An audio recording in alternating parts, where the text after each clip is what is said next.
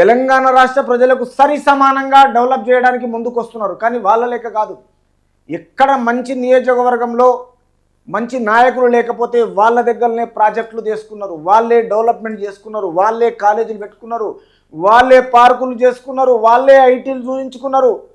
కానీ మిగతా తెలంగాణ రాష్ట్రంలో 33 డిస్టికులు పేరుకే చేసి తెలంగాణ రాష్ట్రాన్ని కొల్లగొట్టి నాశనం చేసిన దుర్మార్గ పరిపాలన అంటే బీఆర్ఎస్ అని రాష్ట్ర ప్రజలు చెప్తున్నారు. కాబట్టి ఈ పుట్టగొడుగు ఛానల్ ఎవరైతే ఈ విధవలు ఉన్నారో ఈరోజు సీతక్కను బదలాం చేయడం, ఆ ఇసుక దందలో ఒక మినిస్టర్ అయినా సీతక్కకు అంత మంచి పేరుంది, ఈ విధవలకు ఏమైనా బుద్ధి లేదా ఇసుక దంద చేస్తున్నారు అనడానికి? తర్వాత ఈరోజు తన నియోజకవర్గము చేస్తున్నారంటే తన నియోజకవర్గానికి వాగ్దానం చేస్తున్నారు. మరి తెలంగాణ రాష్ట్రంలో అన్ని శంకుస్థాపనలు చేస్తున్నారు. ఎవరు? బీఆర్ఎస్ పార్టీ ఇంతకుముందు చేసిన తర్వాత ప్రతి ఊర్లు దత్తత తీసుకుంటారు. ఏ ఊరు దత్తత తీసుకొని ఏం బీకేసిర్రు అదొకటి చెప్పాలి ప్రజలకు. వాళ్ళని అడగడానికి చేత కాదు, వాళ్ళ ఎంగిలి బొక్కలు తినాలి ఈ విధవలు. కాబట్టి ఒక్కసారి ఆలోచన చేయండి. ఈరోజు 4369 కోట్లతో వ్యయంతో చేపట్టనున్న పలు అభివృద్ధి పనులకు మంత్రులతో కలిసి సీఎం శంకుస్థాపన చేశారు. ఈ మధ్యన అసెంబ్లీ జరిగింది కాబట్టి ప్రతి ఒక్కరికి ప్రతి ఏరియాలో వాగ్దానాలు చేస్తారు, అవి నెరవేరుస్తారు. కొంచెం ఓపిక పట్టాలి, అర్థమైందా?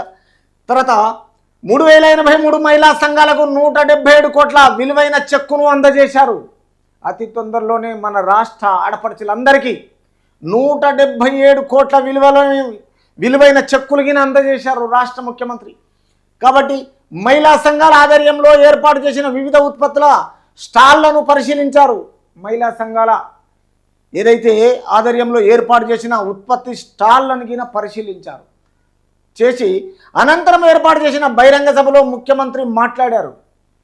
మొత్తం ప్రజల మధ్యనికి వెళ్ళి ప్రజలకు అనుకూలంగా మాట్లాడారు ముఖ్యమంత్రి గారు. ఎన్నికల్లో ఇచ్చిన 6 గ్యారెంటీలో ఇప్పటి వరకు 2 పథకాలు అమలు చేశాము. ఆర్టీసీ బస్సుల్లో 18 కోట్ల మంది మహిళలు ఉచితంగా ప్రయాణం చేస్తున్నారు.